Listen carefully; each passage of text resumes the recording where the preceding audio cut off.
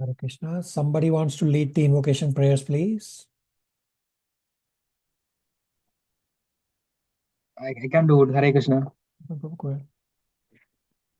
Om Akshana Dimrandasya Jnananjana Salakya Shakshurunmelidamen Tasmai Sri Guruve Namaha Sri Chaitanya Manobhistam Sthapitam Yena Bhutale Swayam Rupa Kadamahyam Tadanti Swapadangidam Vandeham Sri Guru Sri Yuddha Pada Kamalam Sri Gurun Vaisnavamcha Sri Rupam Sakrayadam Sagagana Raghunada Tamsa Jivam Sadvaitam Savadudam Parijana Sahidam Krishna Charitanya Devam Sri Radha Krishna Padan Sagagana Lalita Sri Visahan Vidamcha हे कृष्णा करुणा सिंधु दीनबंधु जगत्पते गोपेश गोपिय हंद राधा हंद नमस्तुते तप्तांजन गौरांगे राधे वृंदावनेश्वरी सवानुसुदेवी प्रणमामि हरिप्रिये वाञ्छाकल्पतरुभ्यश्च कृपा सिंधु एवस्य पतितानां पावनेभ्यो वैष्णवेभ्यो नमो नमः जय श्री कृष्ण चैतन्य प्रभु नित्यानंद श्री अद्वैत दादर श्रीवासादि गौरभक्त वृंद हरे Krishna Krishna Krishna Hare Hare Hare Ram Ram Ram Hare Hare Hare Krishna. Thank you. So, quick announcement that how you all are getting this error on your phones that you cannot play the Zoom recordings. I have had multiple conversations with Zoom company to fix this glitch, and many devotees across various batches had joined with me to demonstrate to Zoom company live on a video call. So I will name names to thank them to help resolve this glitch. So Archana, Divya, Gulshan, Malti, Preeti, Ritu, Raksha, and Shivangi, all these devotees helped or offered to help with this glitch. So we have demonstrated to Zoom the issue. And 2 days ago, I got the message from Zoom that they have finally identified the glitch and they will be releasing a patch to fix this glitch. Hopefully, when that patch is released and installed on your phone, you should be able to play the recordings on your phones like before. In the interim, play it on your on another device like a computer or something. Thank you, everybody, those who helped and offered to help. So today, first I will answer inquiries submitted by devotees from the previous class. Plus, I will also bring up on screen striking points from the previous class as submitted by the various devotees. Then we will discuss Nectar of Instruction text number 2. And then I will provide spiritual endeavor towards the end of the class for you all to endeavor, continue to endeavor to provide one or more stacking points or at least one inquiry from our today's discussion. So I will bring up on screen.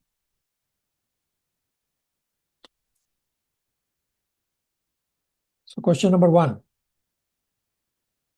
Why is application so difficult or always seems impossible for a person living in a grahastha or a material world? We have read to dovetail our activities and dedicate to Krishna.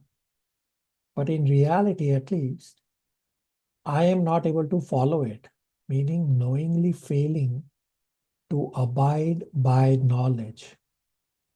Is it just me or everyone around? It's a cycle. So first, understand that you are not alone. Krishna has said in Bhagavad Gita chapter 15 verses 3 and 4 that material world is strongly rooted like a banyan tree. One cannot figure out where is the root. Therefore, Krishna said, don't try to figure out the material world. Just try to get out of the material world with the sword of determination and detachment.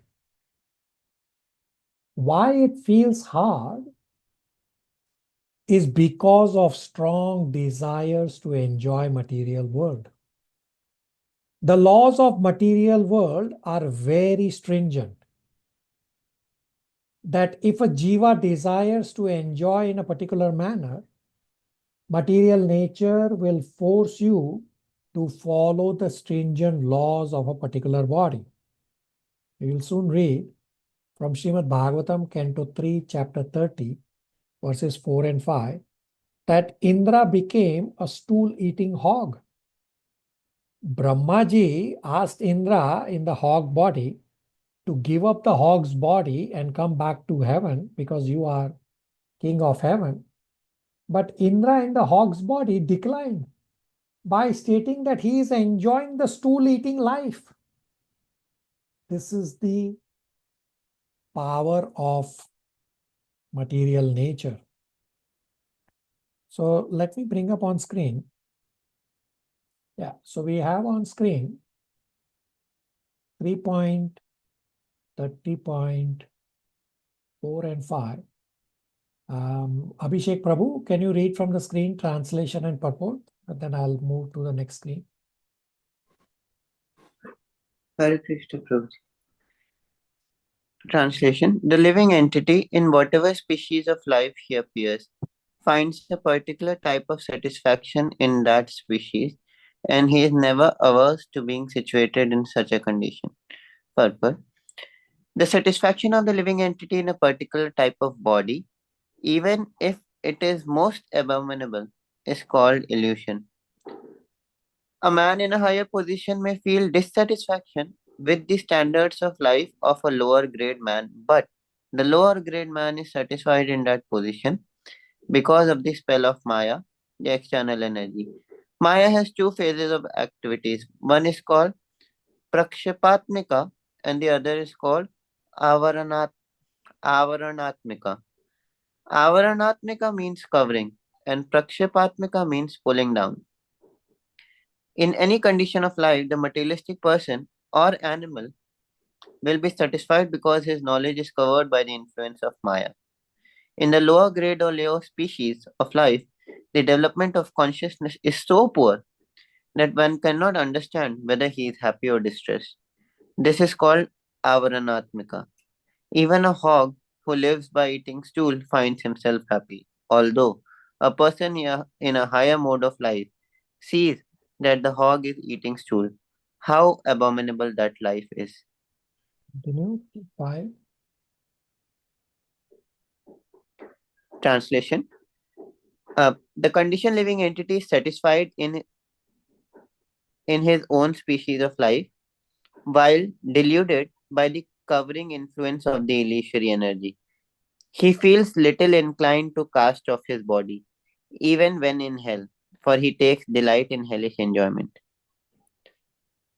Purport: It is said that once Indra, the king of heaven, was cursed by his spiritual master, Brihaspati, on account of his misbehavior, and he became a hog on this planet. After many days, when Brahma wanted to recall him to his heavenly kingdom, Indra, in the form of a hog, forgot everything of his royal position in the heavenly kingdom, and he refused to go back. This is the spell of Maya. Even Indra forgets his heavenly standard of life and is satisfied with the standard of a hog's life. By the influence of Maya, the conditioned soul becomes so affectionate towards his particular type of body that if he is offered, give up this body, and immediately you will have a king's body, he will not agree. This attachment strongly affects all conditioned living entities. Lord Krishna is personally canvassing. Give up everything in this material world, come to me, and I shall give you all protection. But we are not agreeable. We think we are quite alright. Why should we surrender unto Krishna and go back to his kingdom? This is called illusion or Maya. Everyone is satisfied with his standard of living, however abominable it may be. Everyone is satisfied with this standard of living, however abominable it is. We are quite all right. We are not agreeable to going back home to Godhead. This is the spell of Maya that we are under, meaning the strong desires that we have to enjoy the material world Therefore, it seems that it is very difficult. Actually, it is not difficult. You just have to give up the enjoying mentality. But as we read, it is not agreeable to me. The solution is to take shelter of a spiritual master. Then transcending the material world ocean will be just like hopping over a puddle the size of a calf's hoof print, as Krishna has explained in Bhagavad Gita 7.14.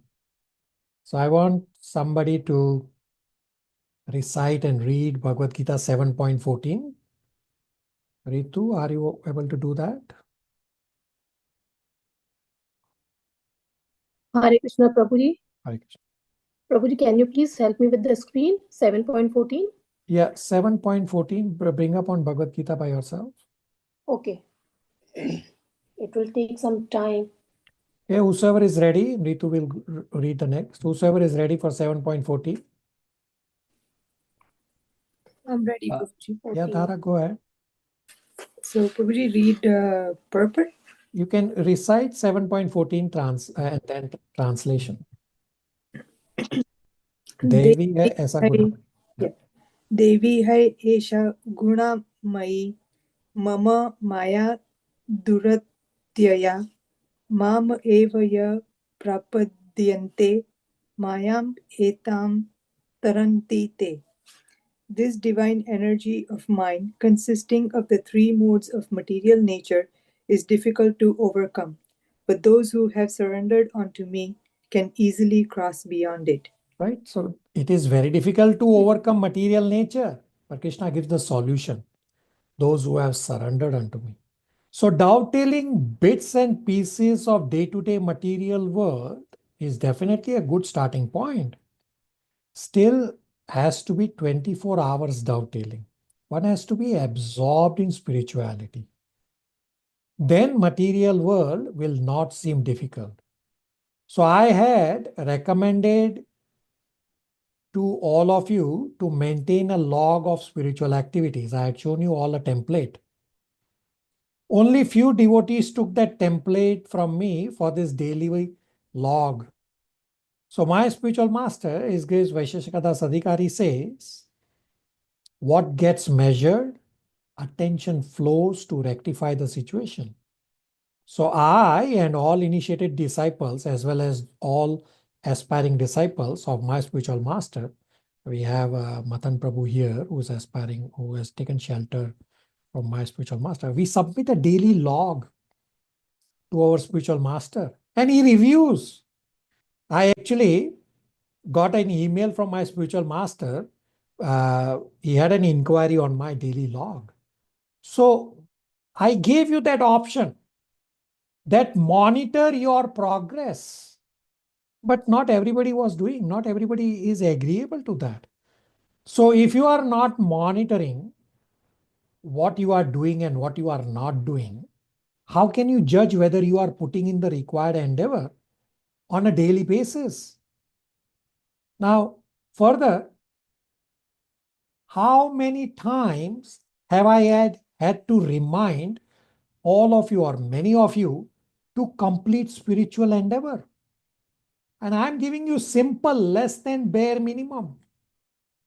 So these spiritual endeavors are meant to develop spiritual taste. So just last week's spiritual endeavor, ask yourself whether you all completed all the spiritual endeavors or not.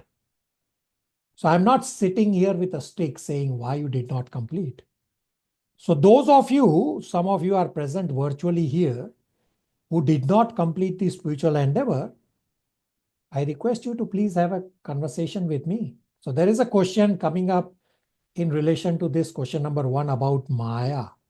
I request all of you to be very cautious with Maya. We'll discuss that when we reach that question. That Maya enters through a crack and expands like a foam. So judge for yourself. You are expecting results without really putting the required degree of endeavor. Yes, you are endeavoring. I'm not denying that. You just need to continue with diligence to make 24 hours dovetailing. So we have heard from Chaitanya Chandas earlier in Bhagavad Gita chapter 3 verse number 30 on this point of jwara. Jwara means, one of the meaning is fever. That when we get a fever, we have to reduce the fever. We don't have to increase the fever. That's a negative thing. Meaning, we have to reduce the fever of material entanglement and do more and more of spiritual activities. We have discussed at great length that whatever is destined to me is going to be coming to me by putting more effort. It is not possible for me to get more than what I deserve. So why it feels difficult is because of my enjoying mentality. Brijesh Prabhu has a question. Hare Krishna Prabhu. The question is, because you say that nobody has asked to take sannyasa, and by living in the material world, we can practice all this, right? Yeah.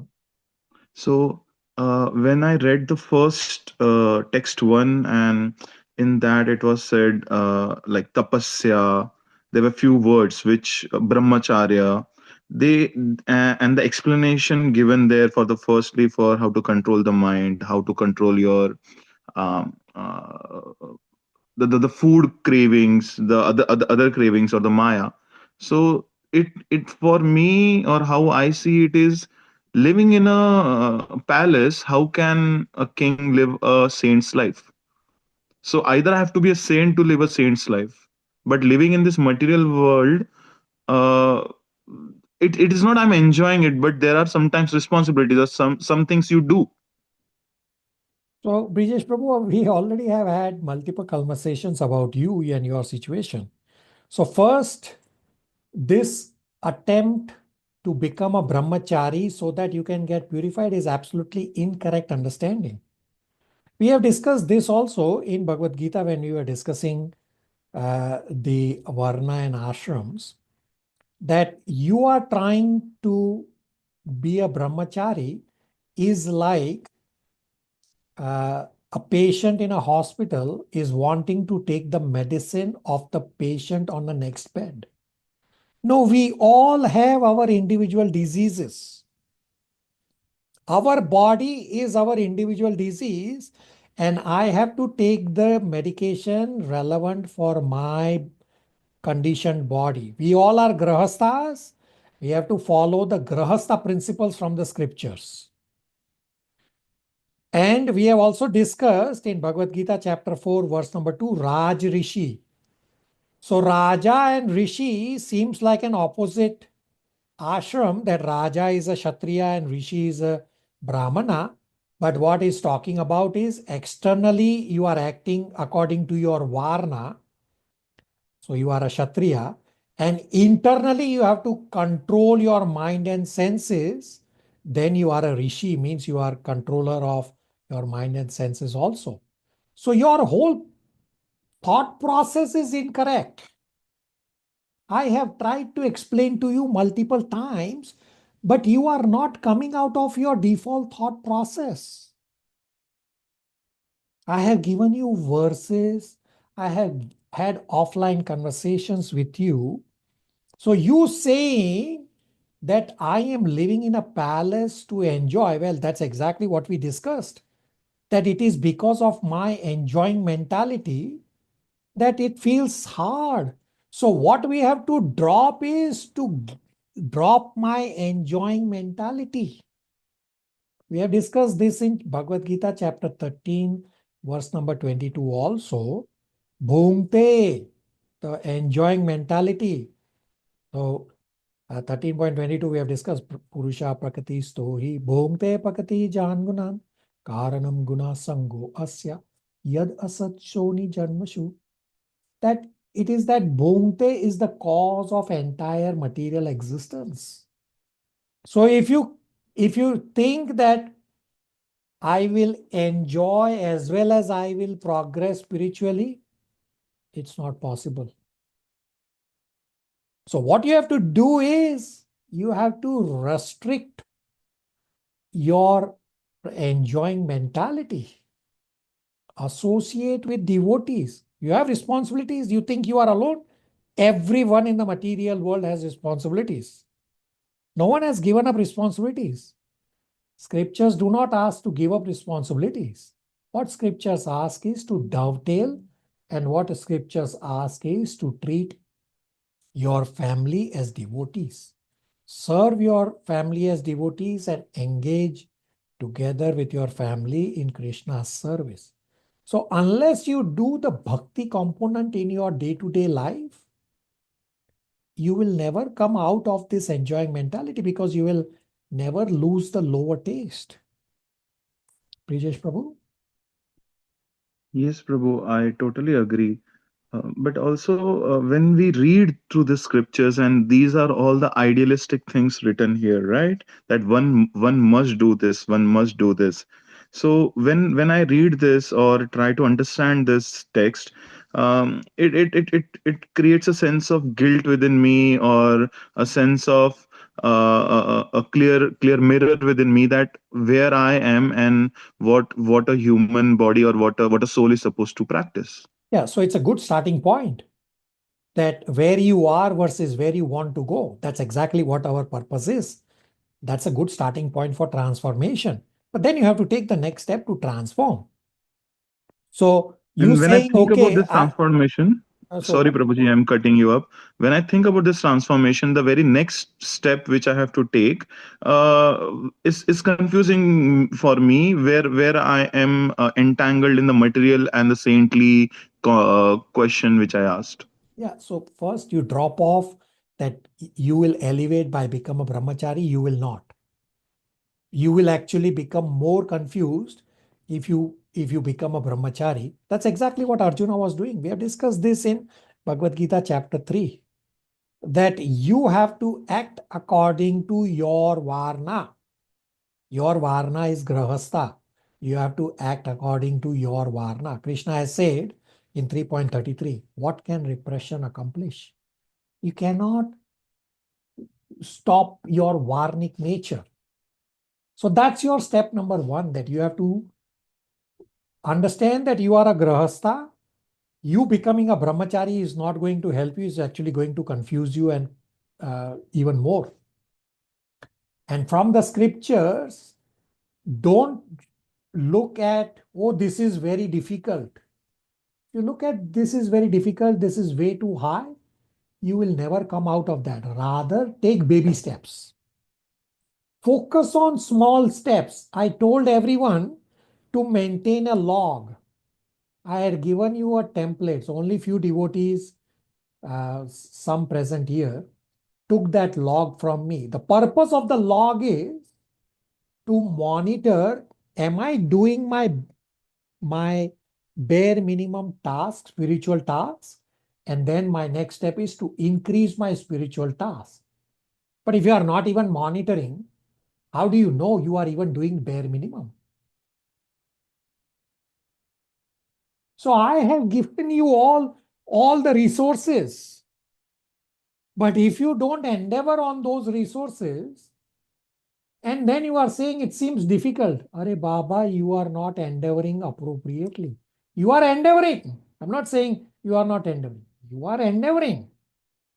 But there has to be a degree, a certain diligence, discipline. We have discussed in Bhagavad Gita class 1.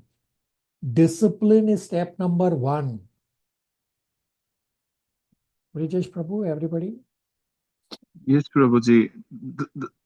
What you say is absolutely right, but again, it does not fit in, as we have had a personal conversation. Sometimes it not fit in the present time due to whatever XYZ reason, and that's where I'm struggling in the present time also. And I have already explained to you that you are on a wrong track. So what you have, the solution is not for me to give you anything more. The solution is for you to rectify yourself. Not only me, many devotees have given you required solution. But if you keep going on the wrong track and you expect the right result from a wrong track, well, that's not possible. That's where we disagreed last time also, because what you call wrong track is the need of time for me right now. When we say I we already have to, gave you verses for that. We already read verses. if we have to That devote time for things, I understand, but sometimes you're not able to with the situation you are in.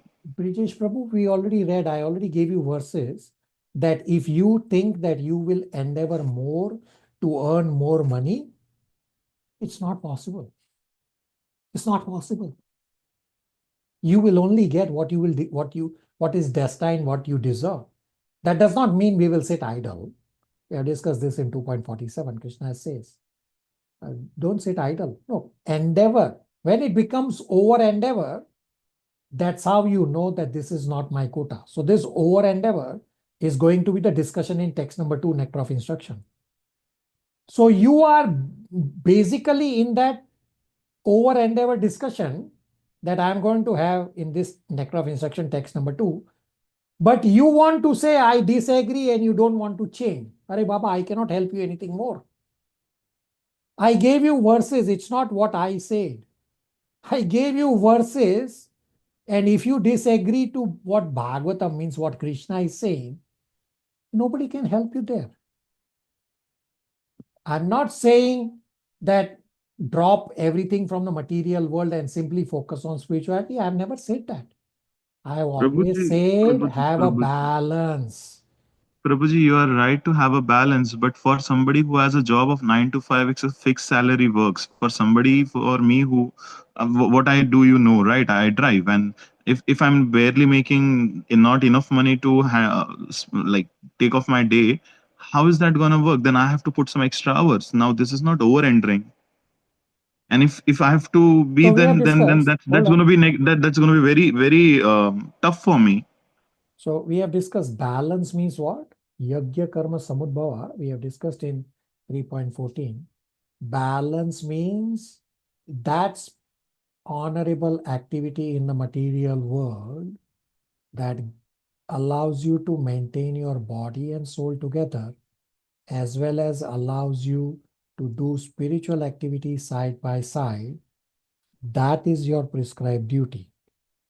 If you are only doing 12, 15, 24 hours of material task with no time for spirituality, that is not your prescribed duty. We have discussed everything applicable to you at great length. Prabhuji, for instance, yesterday night till 3 I was working, because if you ask me, did I want to go out in that storm and drive? No, but that was the need of an hour, and I had to do that. And I So, have to be here in the morning, the class. So I'm trying to balance my things, but when I read the idealistic things here, I have that guilt that I'm not able to do. But at the same time, whatever I have to go through, I have to go through. I cannot change it. so find a balance. I'm not saying from tomorrow, just divide your day in 3 halves. That 8 hours you sleep, 8 hours you work, and 8 hours spirituality. I'm not saying that. Move towards finding a balance. I have given you scriptural references for every single situation of yours. Prabhuji, will have offline conversation again. This is going to be long. Question number 2. In day-to-day life, you can't be talking about Bhagavad Gita as we learned in 18.67. How do we reconcile this? So tongue is the most voracious part of our body. By controlling the tongue, rest of the senses become easier to control. Tongue likes to talk and tongue likes to eat. Therefore, regulate the talking and eating. At workplace, talk only about the functional need, and at other times, do not talk or just talk as much as is bare minimum. So instead of talking, you can just listen and convert the listening to bhakti yoga.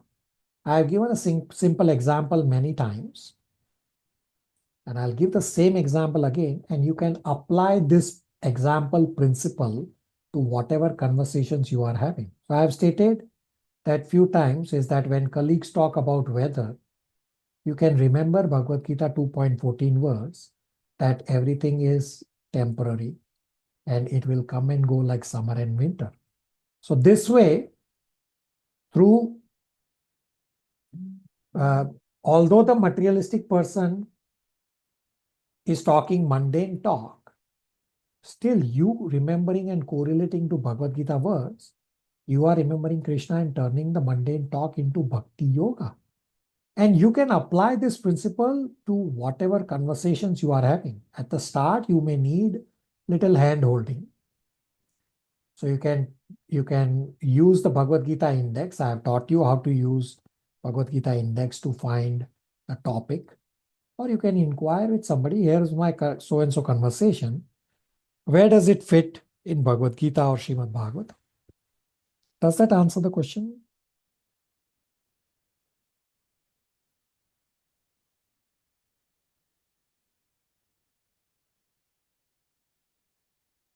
Okay, question number 3. When there is discussion at work about injustice or meetings where you discuss unfair policies or inequitable practices, for example, in healthcare, how can you refrain from getting angry or stop yourself from speaking up? So there is absolutely no reason to become aggressive, to become angry. You can assert your point without being angry. Every time there is a provoking situation to make you angry, remember and read Bhagavad Gita 16.21, that lust, anger, greed are royal roads to hell. And remember and read Srimad Bhagavatam 4.2.19, I will bring up on screen, which explains that anger is very detrimental even for a great personality. So I have on screen 4.2.19. Ritu, are you able to read translation and purport? Yes, Prabhuji, Hare Krishna. My dear Vidura, in spite of the request of all the members of the sacrificial assembly, Daksha, in great anger, cursed Lord Shiva and then left the assembly and went back to his home. Purport: anger is so detrimental that even a great personality like Daksh, out of anger, left the arena where Brahma was presiding and all the great sages and pious and saintly persons were assembled. All of them requested him not to leave, but infuriated, he left, thinking that the auspicious place was not fit for him. Puffed up by his exalted position, he thought that no one was greater than he is in argument. It appears that all the members of the assembly, including Lord Brahma, requested him not to be angry and leave their company. But in spite of all these requests, he left. That is the effect of cruel anger. In Bhagavad Gita, therefore, it is advised that one who desires to make tangible advancement in spiritual consciousness must avoid three things: lust, anger, and the mode of passion. Actually, we can see that lust, anger, and passion make a man crazy, even though he be as great as Daksh. The very name Daksh suggests that he was expert in all material activities, but still, because of his aversion towards such a saintly personality as Shiva, he was attacked by these three enemies: anger, lust, and passion. Lord Chaitanya therefore advised that one be very careful on not to offend Vaishnavas. He compared offenses toward a Vaishnav to a mad elephant, as a mad elephant can do anything horrible. So, when a person offends a Vaishnav, he can perform any abominable actional. Hare Krishna. So lust is very detrimental, that even though Daksha is as great, Daksha is a Prajapati, Prajapati is a very high post, he became crazy. So why do you want to become angry? Unless you want to become crazy. So we discussed at great length at our last class that get out of anger. Do not use anger. Now here I will give you a practical solution. That every time there is a provoking situation, instead of getting angry, use the situation to remember and practice whether you are able to tolerate.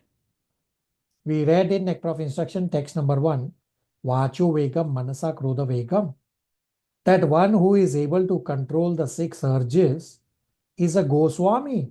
Otherwise, he is a Godas, servant of senses.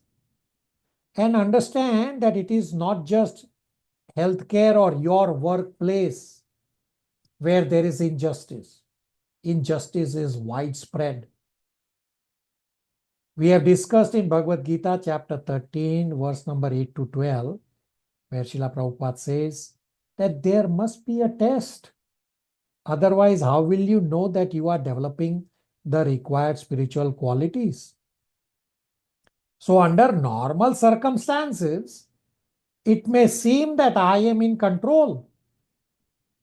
It is when you are provoked is a time to test whether you have developed the required spiritual qualities. Therefore, every provoking situation that happens by itself, grab it with open arms, use it to test yourself. Bottom line, do not become angry. Period. If you notice that a situation is causing you to become angry, remember and read Bhagavad Gita 16.21. Remember and read Bhagavad Gita chapter 13 verses 8 to 12, the qualities we have to develop. Remember and read Srimad Bhagavatam 4.2.19 that we just read. If it is possible, chant Hare Krishna. If it is possible, walk away from the situation. If you cannot walk away, if you cannot chant Hare Krishna, at least do not respond at that moment. Do not hit send on your message. Because when you are angry, your entire body becomes polluted. If you become angry like rest of your colleagues, well then what is the difference between you studying the scriptures and others not studying scriptures? Scriptures are meant for you to transform. Therefore, these provoking situations, grab them with open arms and practice whether you have developed the spiritual qualities, the required spiritual qualities. Does that answer the inquiry?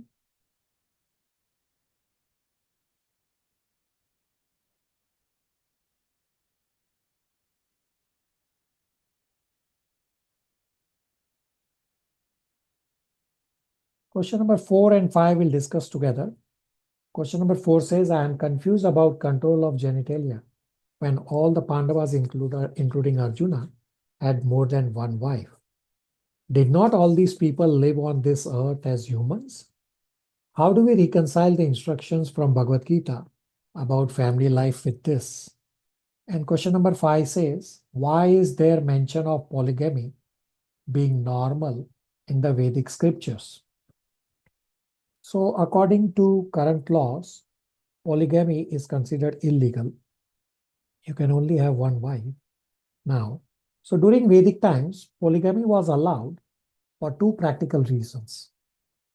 First, sociologically, female population tended to be more than male population. And then some men also took to renounced order. Hence, this also further decreased the availability of men for marriage. So Vedic standard is that woman should always be under protection of either father or husband or son. Hence, it was necessary that woman should get married. So for sociological factor, marriage of one man with many women was allowed. Second reason, from psychological point of view, Kshatriyas are passionate, and Vedic scriptures are not against sex life. Vedic scriptures are against irresponsible, adharmic sex life. So Kshatriya who lives in passion can fulfill that passion by having more than one wife. Even Arjuna, who is a great devotee, had more than one wife. But at the same time, Arjuna took responsibility and did as did all the kings did for all their wives. So what is condemned is irresponsible sex. Rather than these Kshatriyas having illicit sex enjoyment, Vedic culture was that men should remain dharmic and they can have more than one wife if it is required.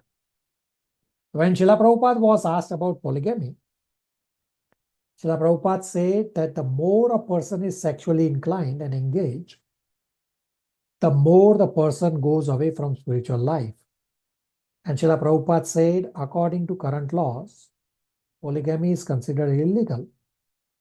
Therefore, Srila Prabhupada said that there should not be any polygamy within ISKCON.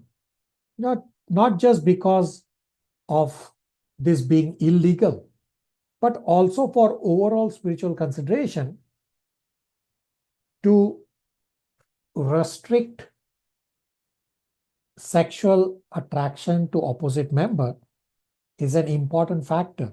It's described by Lord Kapila at great length in Srimad Bhagavatam, Canto 3, that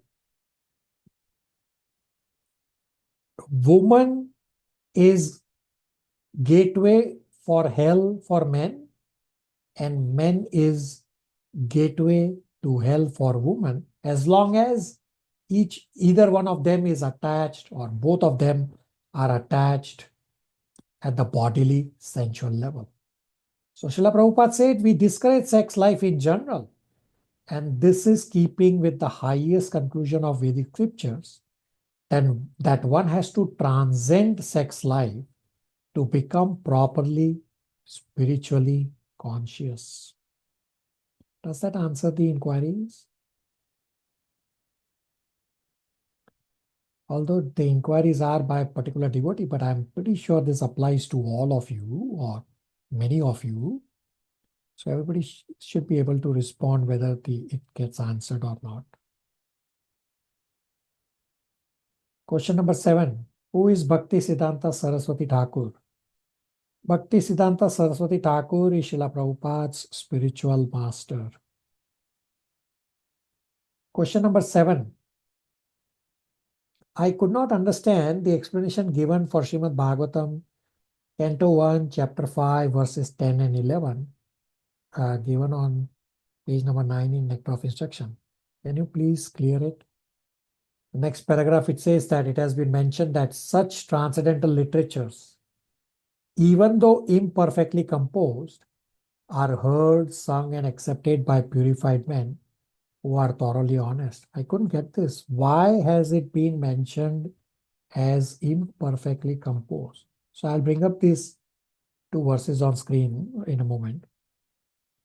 So the key word to understand is even if. That scriptures glorifying the Lord, even if they are composed incorrectly, such scriptures are still better than the mundane world scriptures. One of Srila Prabhupada's initial disciple got this service from Srila Prabhupada to edit the scriptures. Now this disciple has written a book titled Editing the Uneditable. That Srimad Bhagavatam is Krishna himself. How can anyone edit Srimad Bhagavatam? So this disciple asked this question to Srila Prabhupada that how can I edit Srimad Bhagavatam? Srila Prabhupada responded that materialistic people are not interested in spirituality. And if they find even one printing error, they will permanently go away from spirituality. Therefore, ensure that there are no mistakes. I will bring up on screen these two verses. So this is 1.5.10. The keyword is Tad Vyasam Tirtham, means the mundane world scriptures are like the pilgrimage for crows. Crows go to places of garbage for their food. Okay, let's see. Meghna Gupta, translation. 1.5.10, translation. Those words which do not describe the glories of the Lord, who alone can sanctify the atmosphere of the whole universe, are considered by saintly person to be like unto the place of pilgrimage for crows. Since the all-perfect persons are inhabitants of the transcendental abode, they do not derive any pleasure there. Right, so 1.5.10 says Tad Vyasam Tirtham, that material world, mundane, uh, whatever you read, news, magazines, novels, they are like pilgrimage for crows, means crows go to garbage. And next verse, 1.5.11, the very beautiful verse, is a key memorization verse, describes about pure devotees or devotees also. So I will recite 1.5.11. Tadvag visargo janatagaha viplavo yasmin pratishlokam abadvati api tamani anantasya yasya ankitani yat shravanti gayanti grahanti sadava. Meghna Gupta, continue 1.5.11. And in this, the key word is even if, that I said. I mean, the verse says even though. That's the key word. Okay. On the other hand, that literature which is full of descriptions of the transcendental glories of the name, fame, forms, and pastimes, etc., of the unlimited Supreme Lord is a different creation, full of transcendental words directed towards bringing about a revolution in the impious lives of this world misdirected civilization. Such transcendental literatures, even though imperfectly composed, are heard, sung, and accepted by purified men who are thoroughly honest. Thank you, Meghna Gupta, for emphasizing on the word even though. Right? So the word is that even if, or even though, that even if there is some printing error, these scriptures are glorifying the Lord. They are better than mundane world scriptures. Does that answer the inquiry?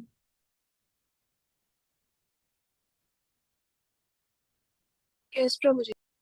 Thank you. So 1.5.10 was about materialistic people like crows going to garbage, and 1.5.11 is for devotees are like swans. Swans do not go to garbage.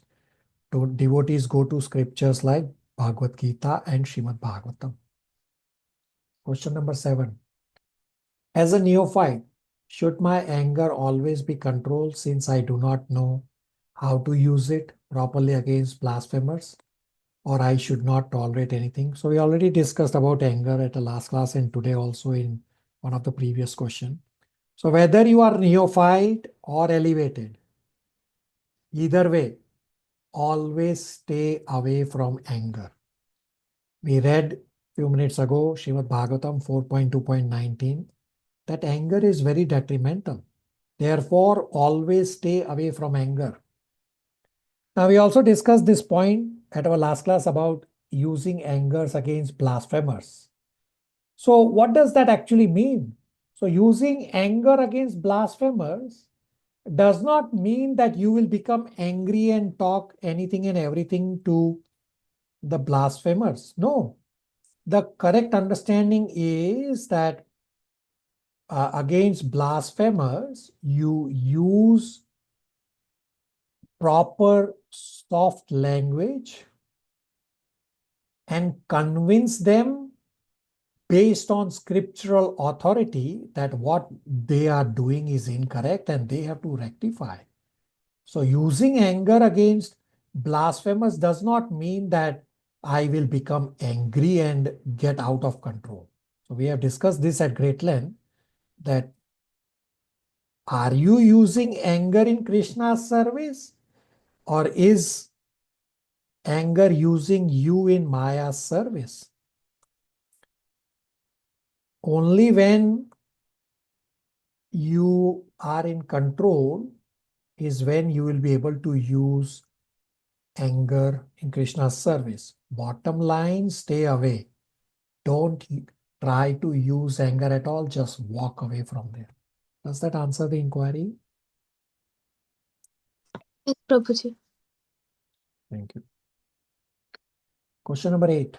Nectar of Instruction, page number 2 explains the difference between intelligent person and unintelligent person, and the rascal who keeps doing the offenses again and again, rather than learn from them and apply them in self-improvement.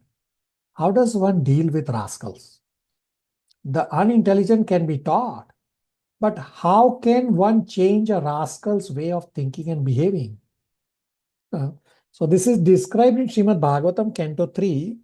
At the start, we'll have this heavy conversation with practical examples on this. I will give you my own practical example when we reach Srimad Bhagavatam, Canto 3 at the start. So for rascals, pray to Krishna to reform them. This is what is described in Srimad Bhagavatam, Canto 3. So what exactly are you praying to Krishna? Pray to Krishna that this rascal somehow meets a pure devotee, so that the pure devotee can reform this rascal. I don't have any capacity to reform anyone. I can only take a book from point A to point B, just as a postmaster does.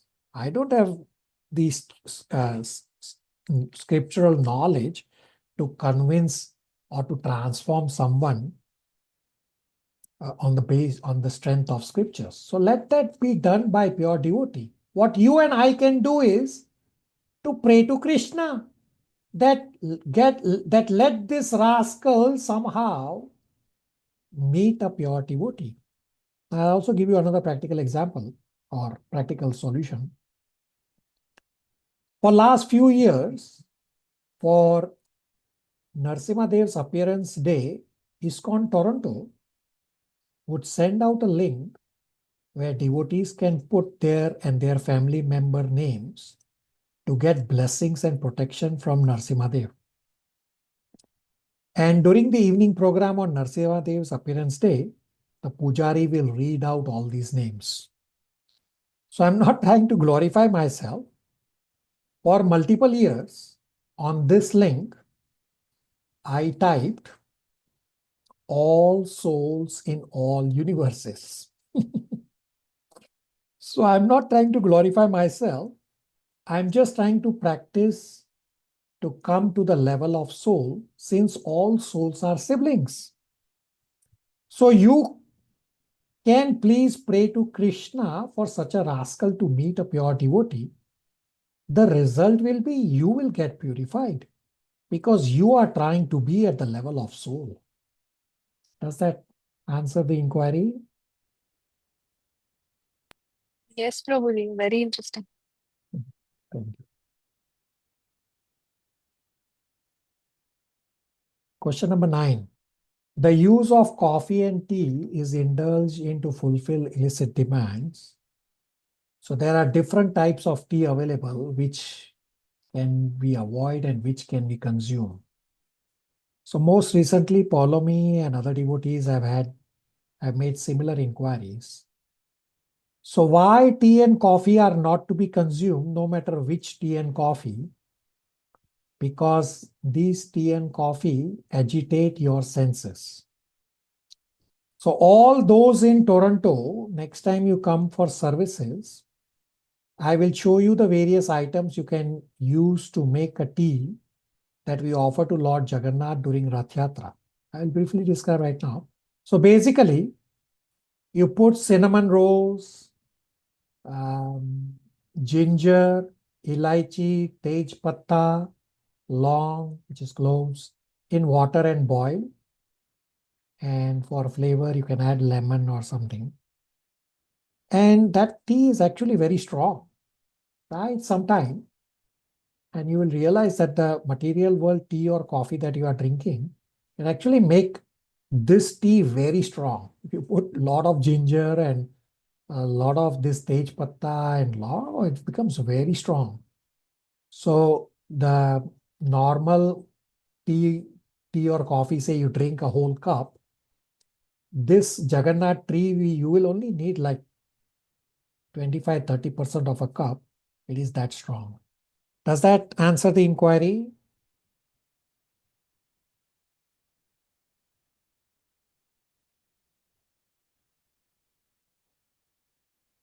Yes, Prabhuji. Question number 10. Are demigod worshippers and impersonalist Mayavadis same, or is there any difference? What is the philosophy of Mayavadis? So demigod worshippers and Mayavadis are different. Demigod worshippers obviously worship demigods. Mayavadis considered Brahman effulgence to be the highest. And Mayavadis consider Krishna to be under Maya. And because Brahman effulgence is formless, while right now we are accustomed to a form, therefore it is difficult to meditate on the formless Brahman effulgence. Therefore, Mayavadis say to meditate on the temporary form of Krishna and then go beyond Krishna's form to Brahman effulgence. Krishna has clearly stated in Bhagavad Gita that there is no truth higher than me. And then in 14.27, Krishna has also stated that Krishna is the one who supports Brahman effulgence, meaning Krishna is higher than Brahman effulgence. So Mayavadi is wanting to go beyond Krishna and claiming Krishna's body to be temporary and under Maya is why Mayavadis are called as being offensive to Krishna. Does that answer the inquiry? Hare Krishna. Yes, thank you. Okay. Next inquiry. I have to open up Bhagavatam verse for Canto 7. Give me a moment.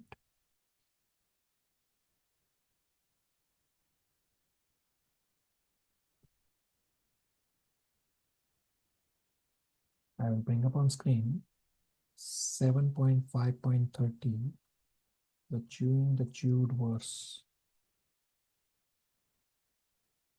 Okay. So next inquiry is inquiry number 11. What does chewing the chewed mean? So Prahlad Maharaj has described in Srimad Bhagavatam chewing the chewed. It's 7.5.30, meaning we have been enjoying the senses in bodies of various species for at least 155 trillion years in this cycle of creation. And even after getting the human form of life, we are still trying for the lower enjoyment of wanting to enjoy the senses. Therefore, he has used the word chewing the chewed, that we have already gone through this, but we are not giving it up. So this is 7.5.30 on the screen. Let's see. Gulshan, translation from the screen. Hare Krishna. Prahlad Maharaj replied, because of the uncontrolled senses, persons too addicted to materialistic life make progress towards hellish conditions and repeatedly chew that which has already been chewed. Their inclinations towards Krishna are never aroused, either by instructions of others, by their own efforts, or by a combination of both. Does that answer the inquiry? Chewing the chewed? Yes, Prabhuji. Thank you. How to improve the quality of chanting and focus when chanting the Mahamantra? This is question number 12. Very important, very practical. So trying to improve the quality of chanting is an ongoing endeavor for many devotees, including myself. When you relish Srimad Bhagavatam, it becomes easier to improve the quality of chanting. Few devotees from our previous Srimad Bhagavatam batches have experienced improved quality of chanting after the Srimad Bhagavatam classes. So my spiritual master, His Grace Vaisheshika Das Adhikari, has more than few lectures titled Make Japa Great Again. Some points to consider: that do japa in association of advanced devotees. We have a japa group where devotees from across various batches, they do one round of japa. It is, I think it's around 8:30 a.m. Toronto time, and another batch does one round of japa 7:30 p.m. in Toronto time. So morning and evening time, at least one of that should be possible for you to join. So try to do japa with devotees. Now mind is always going to wander. You cannot stop the mind from wandering. Therefore, Krishna says in Bhagavad Gita 6.26 that from wherever the mind wanders, bring it back under the control of the soul. Now, ideal is to be able to listen to our own japa. Well, I am not doing it. So at the start, this can be difficult. So try to have the Hare Krishna Mahamantra card in front of you. You can get it from the temple. The temple card generally on the back side has the Hare Krishna Mahamantra. And you do the japa by reading from the card. So Hare Krishna is Krishna himself, so you are looking at the Krishna. Now instead of doing all of your 16 rounds at once, or whatever number of rounds you are doing, try 1 or 2 rounds, then pause, and in that pause, read 1 or 2 Bhagavad Gita or Srimad Bhagavatam verses in Sanskrit and or English. By reading Bhagavad Gita, Srimad Bhagavatam verses, you are taking shelter of Krishna via Krishna's words. So this is described in Bhagavad Gita chapter 14, that we have to take shelter not just of Krishna, but we can take shelter of Krishna's words also. Now, here's a real difficult one. If you really are interested in improving the quality of your chanting, follow the instructions of His Grace Sankarshan Das Adhikari. So His Grace Sankarshan Das Adhikari is a spiritual master. So many of you know Mahabhagat Prabhu. Mahabhagat Prabhu is a disciple of His Grace Sankarshan Das Adhikari. So His Grace Sankarshan Das Adhikari has told his disciples that if you are not hearing your japa, then do not move the beads forward unless you hear your japa. So try this and you will realize that it is very difficult. So doing japa early during Brahma Muhurta period can also help. Brahma Muhurta period is generally, or it's about 1.5 hours before sunrise. And still I have given you so many pointers. Still it is going to be an ongoing endeavor to improve the quality of japa. So even if your quality of japa is not the greatest, continue doing japa, because it is the impure japa that is going to lead you to pure japa. Does that answer the inquiry? I'm pretty sure it's applicable to almost all, or if not, yeah, if all, at least some. Yes, Prabhu. Yes, Prabhuji. Last question for today. What to do to get free from Maya? Arey Baba, don't get into Maya. why you are asking the solution after the fact? No, ask the solution, how do I not get into Maya? So I have described that Maya enters through a crack and expands like a foam. So what this crack means, my spiritual master just few days ago has given this lecture on this topic Maya, that how to not let Maya in. My spiritual master say that when you become lethargic, or when you procrastinate, or when you put things away, what you are doing is you are giving an opportunity for Maya to enter through a crack. So I have in my WhatsApp message, when I send the spiritual endeavor, what do I write?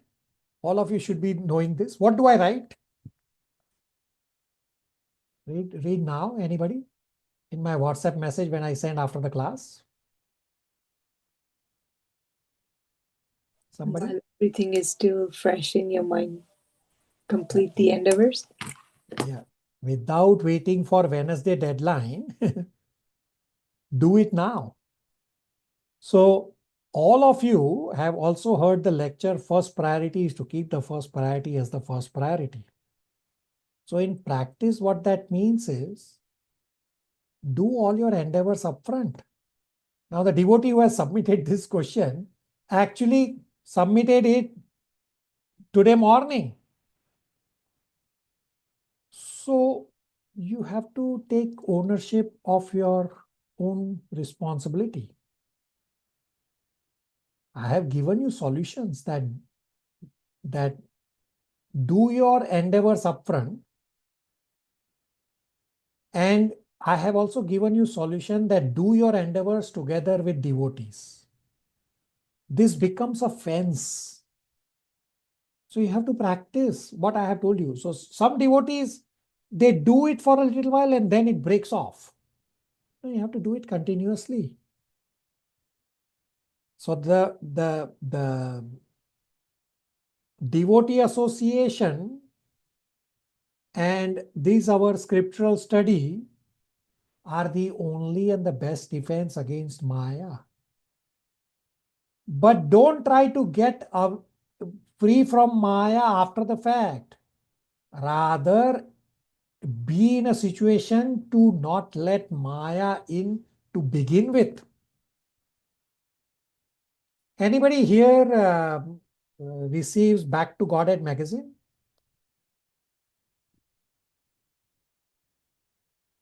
Anybody? No, Prabhuji. Nobody? Yeah, next time, all of you, next time you go to the temple, go to the store or the bookstore, wherever, and tell them to see any Back to Godhead magazine. Prabhupada says at the very top of Back to Godhead magazine, wherever there is Krishna, there is no room for Maya. Means wherever there is sunlight, there is no room for darkness. Means to get free from Maya or to not let Maya in, occupy yourself in Krishna conscious activities. That way there is no room for Maya to get into you. Does that answer the inquiry? Yes, Prabhuji. So those of you devotees who did not complete the spiritual endeavor from last week, I request you to please connect with me offline. Without waiting for me to send you a message, connect with me offline. So when many of you have connected with me offline, I never chastise anyone. Have I ever chastised anyone? Anybody? No, Prabhuji. It was a very comfortable conversation. Okay. Anybody? Rest of you? Have I ever chastised anyone? No, Prabhuji. No, Prabhuji.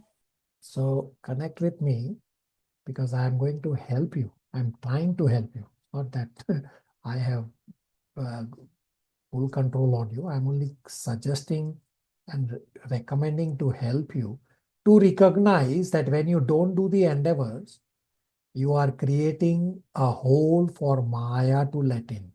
You should listen to that my spiritual master's lecture, a very short lecture. If whosoever is interested, I can send it to you. All right.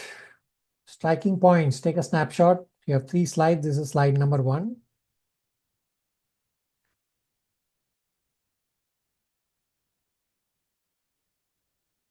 This is slide number 2.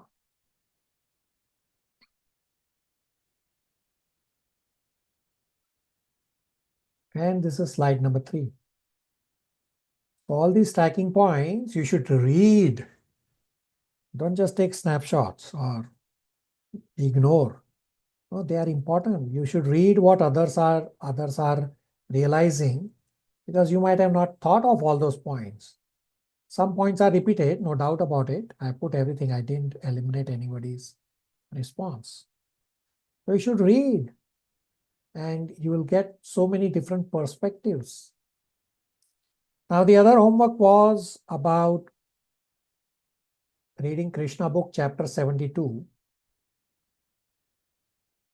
Sorry, first was Rukmani's chapter. So Krishna book, chapter 60, title is Talks Between Krishna and Rukmani. And I had asked you to find a relevant point about senses. Now, some of you stated many other points. I have left all of them on the slide. But basically, the statement that I have on the screen is what I was looking for. Some devotees did find this statement. So the statement, what Rukmani says in this chapter, now understand that I only gave you one chapter. The conversation between Krishna and Rukmani happened in 4 or 5 chapters around this chapter. I only gave you one.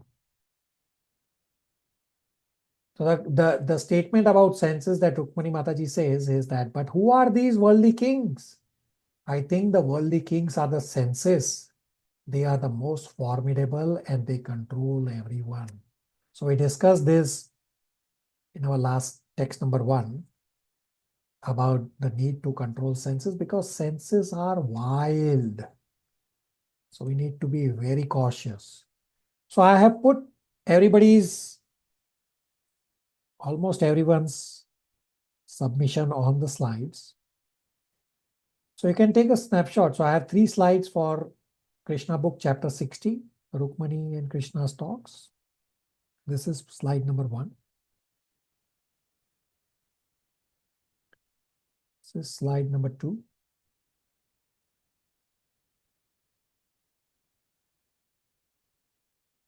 And this is slide number 3. So I have stated that this chapter has many more realizations. I did not put everything. I was only focused on a particular topic about senses, and that's what I put on the slide. And Can you see the slide 2 again? yeah, I'll bring up all slides again. So this is chapter 60, Krishna and Rukmani, slide 1. Slide 2.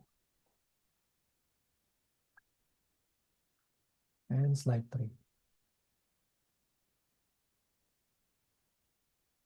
Same way, you had Krishna book, chapter 72, the liberation of King Jarasandha. Again, understand that there is a lot of history. I didn't get into. Our focus was about senses. So sometimes if you are reading and you forget what the question is, so read the question again. So in this chapter 72, this statement is what I was looking for. I think some devotees did find this statement. The statement is, Lord Krishna told King Yudhishthira that he is conquered by the love of one who has conquered his senses. One who has not conquered his senses cannot conquer the Supreme Personality of Godhead. This is the secret of devotional service. To conquer the senses means to engage them constantly in the service of the Lord. So again, there are 3 slides for this for devotees. I put what devotees have said, even though some points are slightly different. So this is slide number 1. Slide 2.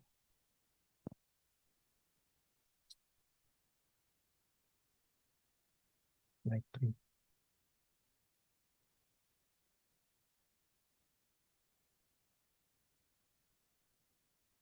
Questions, comments, realizations?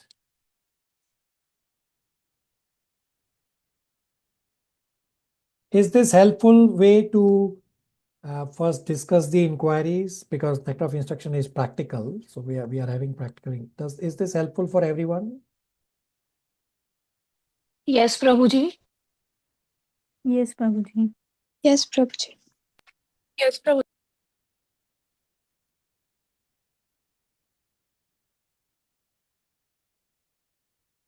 I thank you all for your mercy on me with all of these super excellent inquiries. Because of your inquiries, I got a chance to research on all these topics about Krishna Katha, as well as speak on Krishna Katha. Thank you. All these inquiries are your mercy on me. Okay, let's discuss nectar of instruction, text number 2. So text number 1, the focus was on body. Controlling the urges applies to all. Text number 2 is from devotional perspective. Text number 2 gives 6 items. These 6 are spoilers. These 6 items harm the Bhakti Lata Bij. So there is a correlation between all these 6 items.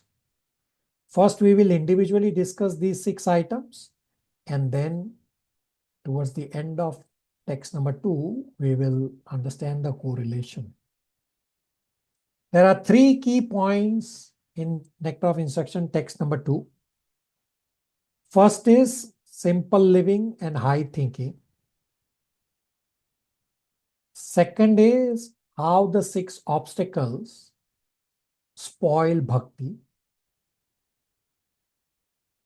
And the third is advantages of avoiding these 6 obstacles. So text number 2, you can call it as the title being 6 obstacles on the path of devotion. Obviously, text number 2 is a key memorization verse. So I will recite nectar of instruction, text number 2, and then you all can unmute and recite one line after me, please. Nectar of instruction, text number 2. Atyahar Prayash Prajalpa Niyamagraha Janasangascha Lolyamcha Sadbir Bhakti Vinashyati. Everybody unmute yourself and recite one line after me, please. Atyahar Prayash Atyahar Prayash Prajalpa Niyamagraha Prajalpa Niyamagraha Janasangascha Lolyamcha Janasangascha Lolyamcha Sadbir Bhakti Vinashyati. Sadbir Bhakti Vinashyati. Kunal Prabhu, translation. Hare Krishna. One's devotional service is spoiled when he becomes too entangled in the following 6 activities. 1. Eating more than necessary or collecting more funds than required. 2. Over-endeavoring for mundane things that are very difficult to obtain. 3. Talking unnecessarily about mundane subject matters. 4. Practicing the spiritual rules and regulations only for the sake of following them, and not for the sake of spiritual advancement, or rejecting the rules and regulations of the scriptures and working independently or whimsically. 5. Associating with worldly-minded persons who are not interested in Krishna consciousness. And 6. Being greedy for mundane achievements. Hare Krishna. So the first line in the purport, Prabhupada says, human life is meant for plain living and high thinking. Why? Because we are trapped in material existence. Instead of simple living and high thinking, many simply live and hardly think. To the extent we are not in this simple living lifestyle, we get entangled in the external energy. High thinking makes us think of high reality. Highest reality is Krishna. Simple living saves us from getting entangled, and high thinking enables us to move towards internal energy. So these 6 items in text number 2 are talking about how to implement a simple living and high thinking lifestyle.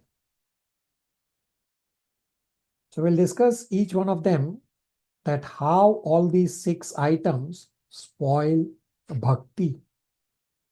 First is Atyahar. It is referring to overeating, over collecting of money, and over collecting of information. So ahar means to eat or to consume, and atyahar means to eat too much. Trying to control the senses, we feel dissatisfied because desire is still there. Solution is to get higher taste. Experiences of higher happiness will help to become free from that craving at the lower bodily level. So this ahar is not just for the tongue, but for all senses. Example, eyes want to see beautiful things. Hands want to touch soft things, etc. So Srila Prabhupada also includes collecting more than necessary under ahar, because possessiveness is the ahar of ego. Example, I want to own a big car, a big home, a big factory, whatever. Therefore, accumulating too much is also atyahar. And when you will read the purport, Srila Prabhupada explains that the philosophy of atyahar is, what is the point of atyahar? Because we will not be able to carry anything, any of these opulences with us to our next life.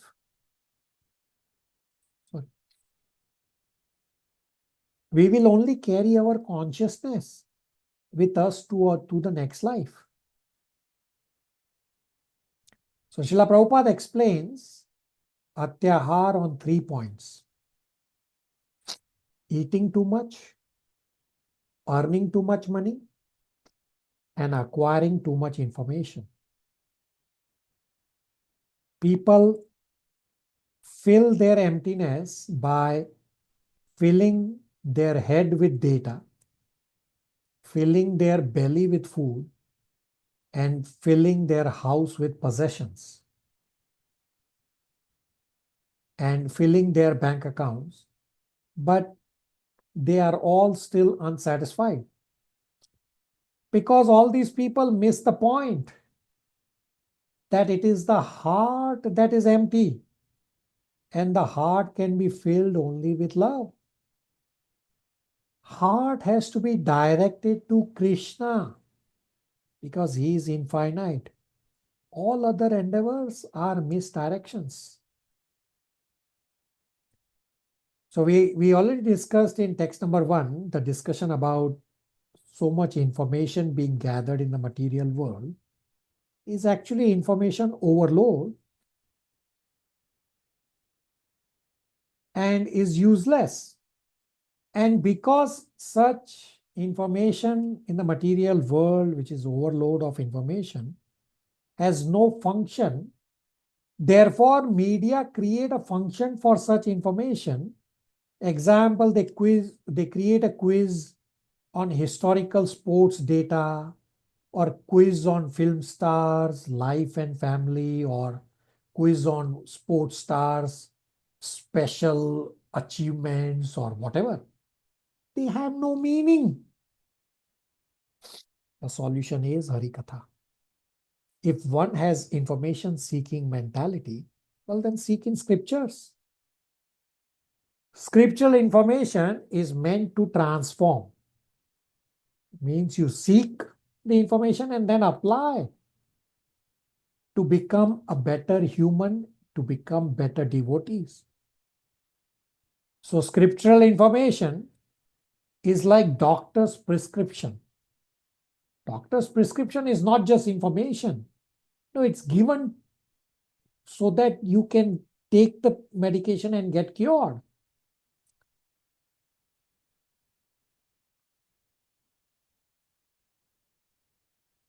So the way to give up Atyahar is to endeavor for stronger desire for Krishna. Other desires will weaken automatically as a byproduct of Krishna conscious activities. Otherwise, it will be very difficult to give up Atyahar on its own. But by focusing on Krishna and Krishna conscious activities, it will become easier. Giving up Atyahar will be a byproduct of bhakti. Essence of bhakti is not saying no, but essence of bhakti is saying yes to Krishna. No to Maya will happen automatically as a byproduct. You cannot just keep saying no, no, no, no, no to Maya. You need some positive engagement, because saying no is unpleasant. Now, understand that Atyahar will be different for different kinds of people. Example, a Kshatriya will have lot of wealth because he has to live like a king, because that is his Varna. So that is not Atyahar for Kshatriya. But if Shudra like me desires to have the opulence like a king, well, that is Atyahar for me. Therefore, you have to understand Atyahar from the Varnik perspective. Questions, comments, realizations?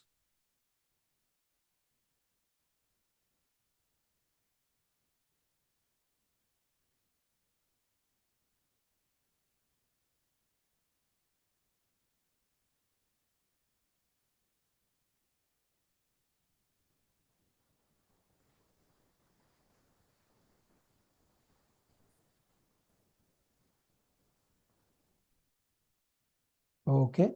Next is Prayas, means over endeavor. Now, question becomes, how do you determine what is Atyahar? The answer is, this leads to the next point, that Atyahar leads to Prayas. Prayas means over endeavoring. So here it is used in negative connotation. When we over endeavor to get something, when our greed becomes disproportionate, then we have to over endeavor to gain things. Such over endeavor distracts us from spiritual life. If our material activities take up a lot of time, leaving very little time or no time for spiritual activity, then it is over endeavor and is undesirable. So endeavor is not condemned. endeavor is required. You cannot sit idle. But over endeavor is condemned. Our today's life is so imbalanced. Not many have balance between material and spiritual duties. Srimad Bhagavatam describes many places in Canto 3, Canto 5, that for materialistic people, the day is spent in earning and night is spent in sense gratification. Therefore, they have no time for inquiring about spirituality. And in today's times, the prayas or the over endeavor is multiplied times 2, 3, or even more times. Now, this obsession with work has risen to an addictive level. Like alcoholics, now there are workaholics. So question becomes, how do you attain balance? Now understand that there is no one formula for everyone to follow because life is unpredictable. All of us have different bodies, slightly different situations. I will explain the principle and you have to apply according to your time, place, and circumstances. Now, understand that this balance is not static. Balance is like a compass. Balance is dynamic. So I have given the example earlier and I'll repeat that. Say you are driving a two-wheeler, cycle or any two-wheeler, and you have to make a turn. So you have to tilt your steering wheel to make the turn. Now, after you finish the turn, if you don't tilt the steering back to the straight position, well, then you will fall down. Similarly, balance in our lives is not static, but is dynamic. So sometimes work pressure may be more, requiring more time at work. So you have to bend more towards your material duties. So we have to devote more time for material duties as long as we come back after that material additional duty or additional time for that duty is resolved. So when that extra pressure, material world, work or study pressure is resolved, we should come back and devote more time to Krishna and to devotional service by putting other things aside. So I have given my own example many times that I am an accountant. During December time, I have extra pressure at work. And now we are in February and March. I have real extra pressure at work. Well, where I do work, some days I do work long hours. So my manager is a little flexible that when we have to work long hours, so instead of the traveling to work, my manager will say work from home and that 2-hour travel, put that 2 hours extra for work because it is required. So yes, I do spend more time because that is required at that time to keep my body and soul together. But when this busy time is finished, I come back and catch up on spirituality.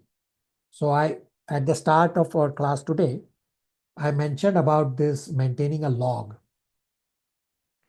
So during these times, on the log that I sent to my spiritual master, so there is a goal that I should be reading X number of minutes every day of Prabhupada's scriptures, as an example. But during this year-end time, some days it is not possible. So I put 0, that I did not read at all. And then my spiritual master also has a column which says, what alternative plan did you do for this? So I write there that, okay, I missed on X number of days to read, but other days, instead of reading 60 minutes, I read 120 minutes, meaning I doubled or tripled, because other days there is time available. Now you don't have to blindly accept what I'm saying, just giving an example. And you have to apply according to time, place, and circumstance. The point I'm trying to make is that you need to find a balance for yourself. And balance is not static, but balance is like a compass. As long as overall the compass shows that I have to progress in spiritual life. So this sadhana card or the log that I told you all to maintain, I have been maintaining this for many, many years. And I started, I think it was 10 or 15 minutes. I don't remember right now, but it was very little. That my goal was that I will read 10 minutes every day. And I kept monitoring whether it was increasing on an overall basis. So 10 minutes became 15, then 20, then 30, then 60, and then it kept growing and growing. So if you are not even maintaining a log, well, how are you going to know you are on a right track or a wrong track? So I recommend all of you to have a conversation with me to get this log and maintain for yourself. You are serious about progressing on the path of spirituality. My spiritual master says, what gets noticed? Attention flows to rectify that. So the point is that overall, a devotee has to prioritize spiritual life because he understands that relationship with Krishna is the most important because this is eternal. All of you have heard this lecture. First priority is to keep the first priority as the first priority. Anybody here has not heard this lecture?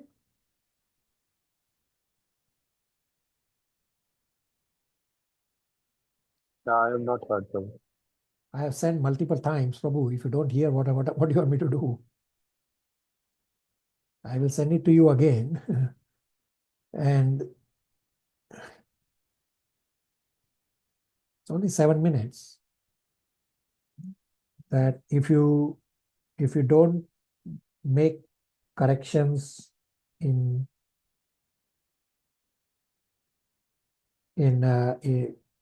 when you have small missteps, well, the plane wanting to fly from Bombay to Calcutta will end up landing in Delhi or no man's land. So you need to make corrections. Therefore, Srila Prabhupada says, we have to keep our priorities clear with simple living and high thinking. Questions, comments, realizations before we discuss the next item, Prajalpa? So, probably like endeavoring, like everyone has to endeavor for their, like keeping the body and mind and soul together. But how do you identify like what is over endeavor and what is normal endeavor? Yeah, so we have discussed this in today also, and we have discussed this in Bhagavad Gita. So 3.14 Bhagavad Gita says, Yajna Karma Samudbhava, that Yajna and Karma are born together. Yajna means spiritual duties, Karma means material duties. And in 18.46, Krishna says, do your prescribed duties. So how do I know what is my prescribed duty and how am I not over endeavoring? So endeavor is required. If you are endeavoring and you have no time for spirituality, then you are over endeavoring. As long as you are endeavoring on an honorable material world task and you have a balance between material and spiritual duties, then you have a balance. Otherwise, you don't have a balance. You are over endeavoring. Now understand, what are your spiritual duties? So attending this 2-hour class on a weekend, yes, that is. But you need to endeavor every day of the week for spirituality. You have to do japa every day. You have to offer bhoga every day to Krishna. You have to do worship to Krishna every day. You have to study Srila Prabhupada's scriptures every day. You have to listen to Prabhupada lectures. And you have to remember Krishna 24 hours. So I don't force everyone that, no, you should do all of this. I say, I'm saying, okay, I'm giving you all this that should occupy you throughout your week, but some may not have that much time, so you adjust according to your circumstances. But many of you only come on the weekend for the classes and you don't do anything. I have actually stopped telling many of you to endeavor because it's me like pouring water on a stone. So your question is valid. My question to you is, are you endeavoring? Kunal Prabhu? I need to improve, Prabhu. I think there is scope of improvement. Yeah. So what's stopping you? What's stopping you? Nothing is stopping. I think I need to find some time dedicated to this Yeah. spiritual endeavor. Yeah. So create a fence of devotees around you. Do the spiritual endeavor together with devotees. And have a discipline. We have discussed discipline in Bhagavad Gita class number 1. So if you have not yet disciplined, where is the transformation? So your question is valid, but you are not endeavoring well, then really, should you be asking the question? I didn't give any new answer. What I said, I have said so many times. So you need to find a balance for yourself. Everybody can do that.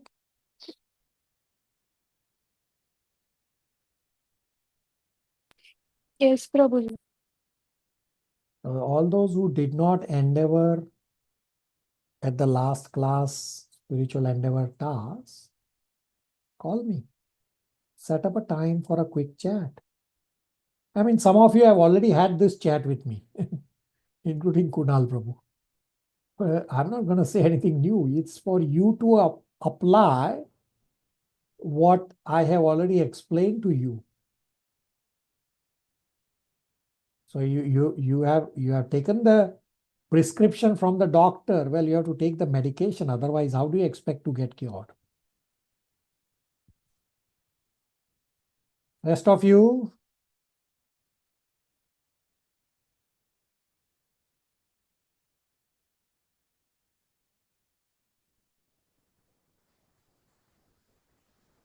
Everybody clear on the endeavor part?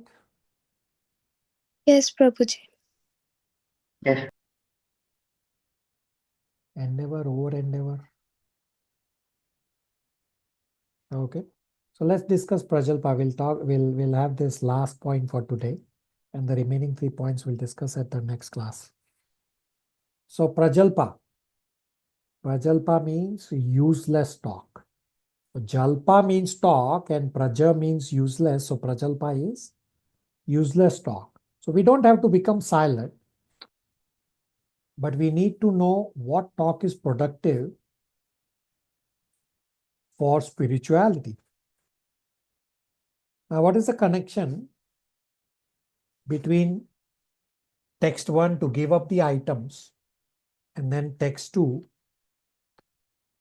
that items can harm us spiritually? So Vacho Vekam may seem similar to Prajalpa. So it seems similar, but the focus is different.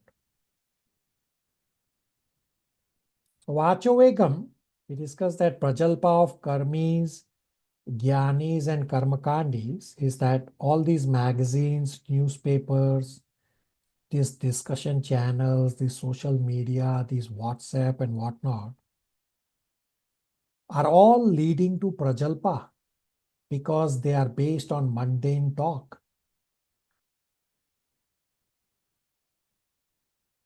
So devotees don't have to ignore worldly things, but generally worldly news is not really new.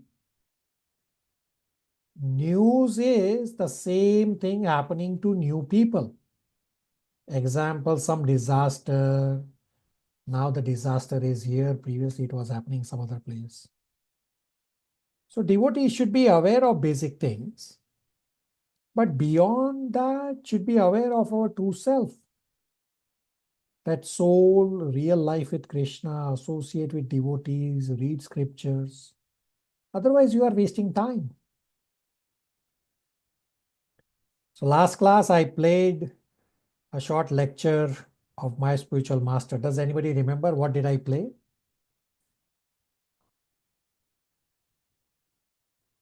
Breaking news. Prabhuji. What was that? Okay, go ahead. Explain briefly. Prabhuji, it was about ignoring the breaking news. And what was the solution given by my spiritual master?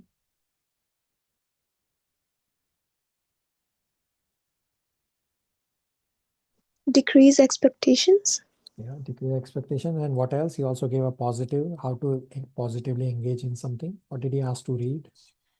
Not to waste our time in watching, better read some scripture or do the Mahamantra jap. Yeah, very good. Right? So breaking news, stop watching breaking news. It's not really news. News is what? And in Srimad Bhagavatam, there's a verse that it says that news means new. Therefore, the newspaper every day is thrown away because next day you need something new. But scriptures you don't throw away. They are eternal. So text 1 is talking about urges of the body that can harm a person spiritually. Means the focus is on body. So controlling all these urges is applicable to all transcendentalists. And text number 2 focuses on devotional perspective. That these 6 spoilers of text number 2 harm the Bhakti Lata Bij. So there can be some overlap between the points in text number 1 and text number 2, but the focus of analysis is slightly different. Focus here in text number 2 is what is Anukul for Bhakti and what is Pratikul for Bhakti. So anybody remembers what Bhagavad Gita verse comes to mind related to Prajalpa? Somebody wants to search austerity of speech in Bhagavad Gita?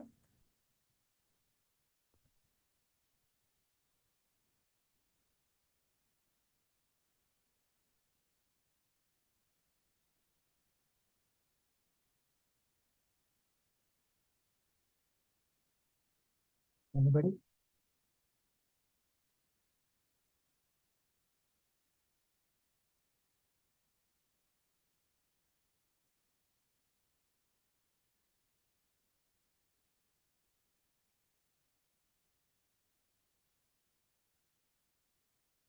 Anybody found austerity of speech?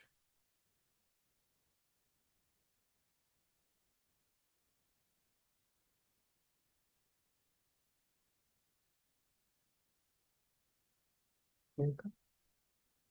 17.15. Very good. Thank you. Read the translation. And if you can recite, if you want to recite. I may not recite, but translation says austerity of speech consists in speaking words that are truthful, pleasing, beneficial, and not agitating to others, and also in regularly reciting Vedic literature. Hare Krishna. Anudvekaakaram vakyam satyam priyahitam chayat swadhyaya abhyasam chaiva vakmayam tapa uchyate. Thank you. Very nice. So, yes, 17.15 is the austerity of speech verse, and we have discussed the hierarchy of how a person should speak. So the best speech is glorification of the Lord. And it should be, next is pleasing speech, and then comes truthful speech. And the lowest is useless speech and blasphemy. So this last, useless speech and blasphemy, is Prajalpa. So I want all of you to look up your phone record. How much time are you spending on the phone on Prajalpa? Useless talk. And determine your action plan to reduce Prajalpa and only talk about Krishna Katha.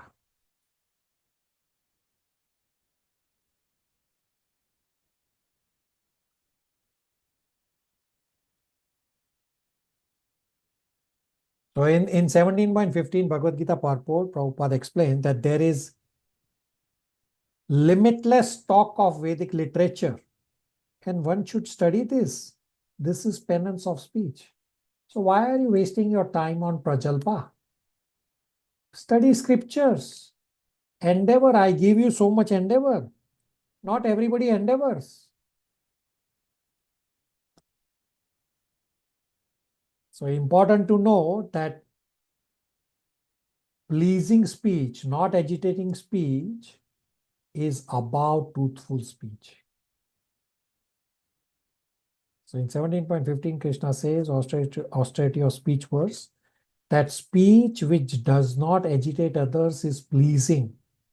And then comes truthful. And one should recite Vedic scriptures. This is austerity of speech. So the point being made is that our speaking power has to be spiritualized by speech used for Krishna's glorification. So speech which is detrimental to spiritual life should be avoided. What are some of these speeches? All of you should know the examples. Give me some examples. What are some speeches which are detrimental to spiritual life? Somebody? Everybody? Using foul language. Okay.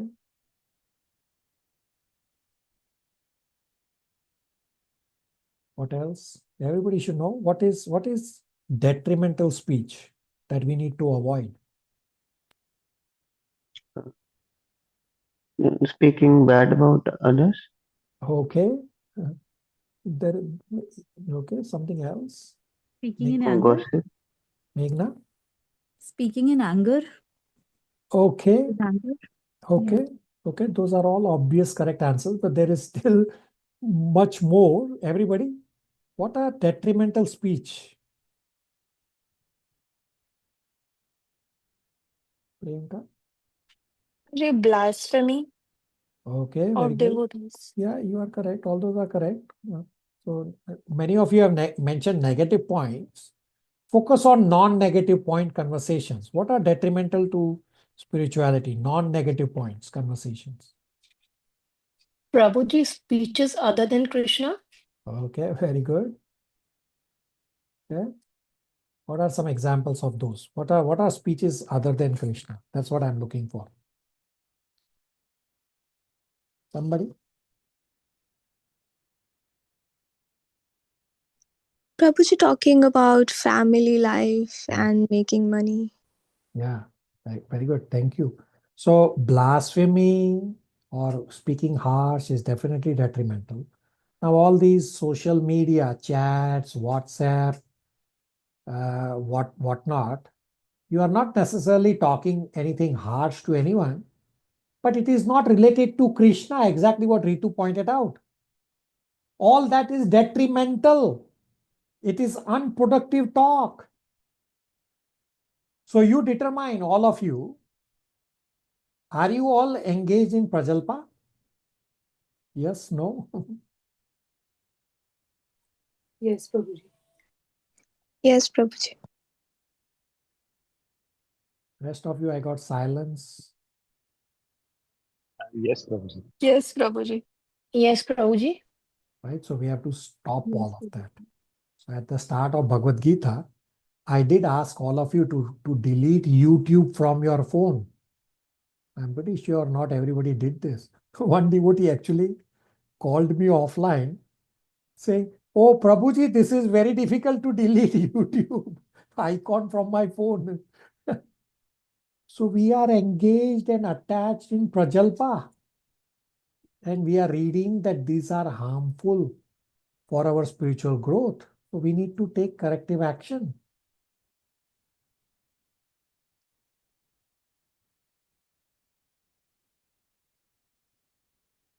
Now, another point is that this our focus should be on bhakti. And there are two categories of detrimental speech to bhakti. One is blasphemy. Another is rumors or gossip.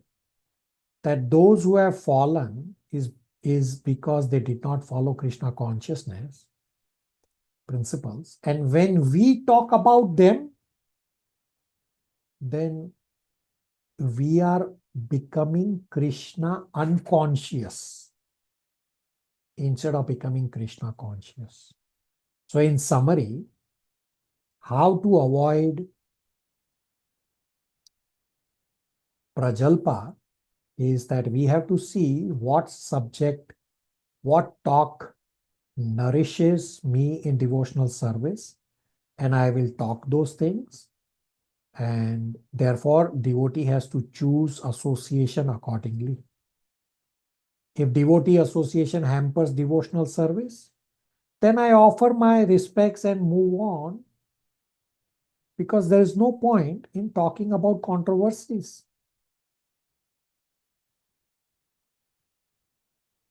And at workplace, just talk about functional need. Don't get into gossip. Questions, comments, realizations. We are very close to 11:30 a.m. here in Toronto time.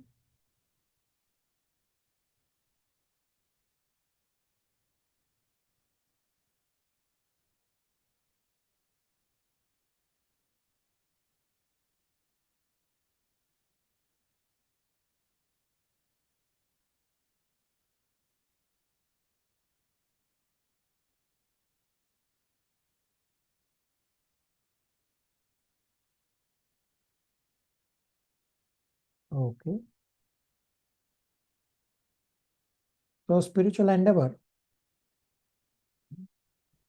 is that read Nectar of Instruction, text number 2, up to the point where we have discussed about Prajalpa. And I have given you memorization verses from before. I only see Priya Darshini, who has memorized and sent the recordings to me. So I request all of you to please memorize all these verses.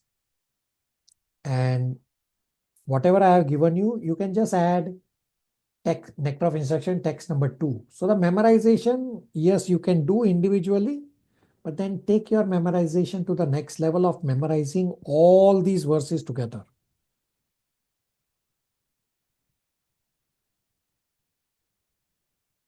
And of course, I will send, without waiting for end of day Wednesday deadline, while everything is fresh, complete 2 things, like one striking point, at least one striking point, and at least one inquiry from our discussion today.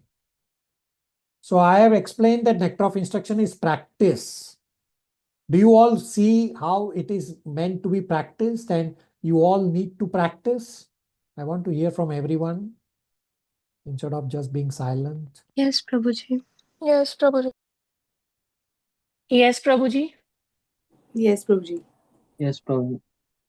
Yes, Prabhuji.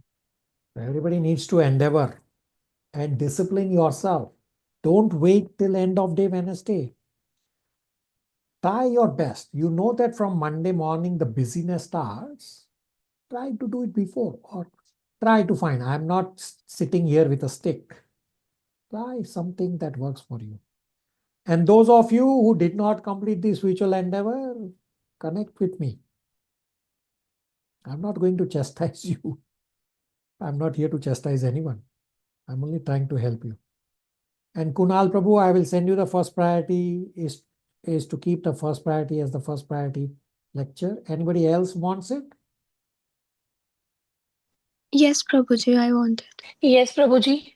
Yeah, I will just post it Yes, in the Prabhuji. WhatsApp group then. Thank you. Yeah. We are just past 11:30 a.m. Are we okay to stop here?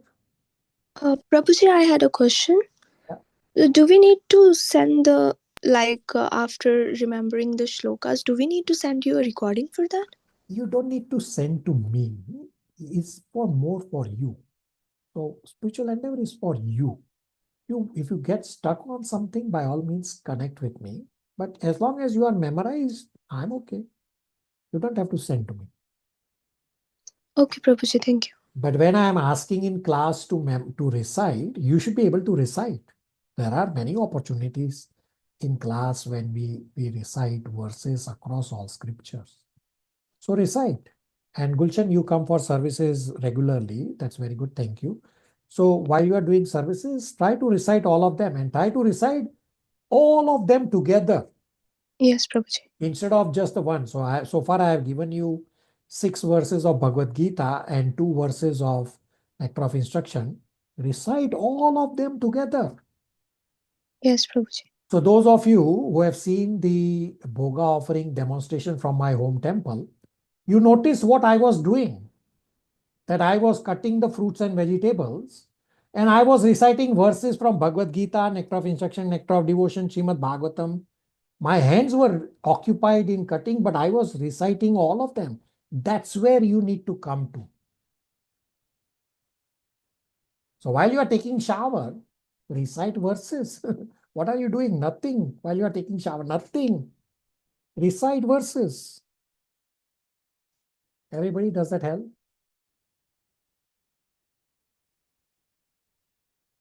Yes, Prabhuji. Yes. Hare Krishna, everybody. Hare Krishna.